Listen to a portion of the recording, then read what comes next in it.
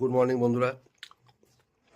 সকাল সকাল মানে মেজো শালি পিঠে পাঠিয়ে দিয়েছে, পুলি পিঠে। তো বেশ দারুণ লাগছে খেতে। সকালবেলায় ব্রেকফাস্টে তো একটু পুলি পিঠে খাচ্ছি। পৌষ মাস তো চলে গেল, অনেকদিন বানানোও হয়নি। আর ছুটি ছিল কালকে যেহেতু, তো রাত্রিরে বানিয়েছে, গেছিলাম বাড়িতে। তো পুলি পিঠে পাঠিয়ে দিয়েছে, দারুণ লাগছে খেতে। দেখাচ্ছি তোমাদের। ভিতরে তো নারকেলের পুর, নারকেলের পুর দিয়েছে। হ্যাঁ, মা বানিয়েছিল কালকে, গিয়ে নিয়ে এসেছিলাম, মা দিদি। দারুণ হয়েছে খেতে, ভালো। এটা আমার দিদি বানিয়েছে, মেয়েছি। হ্যাঁ, মেয়েছি দুধপুলি খুব সুন্দর বানায়। এই যে ভেতরে পুরটা হচ্ছে নারকেল আর গুড় দিয়ে করা, নলেন গুড়ের পিঠে পুলি। দারুণ বানায় অবশ্য, খেতেও টেস্টি হয়েছে।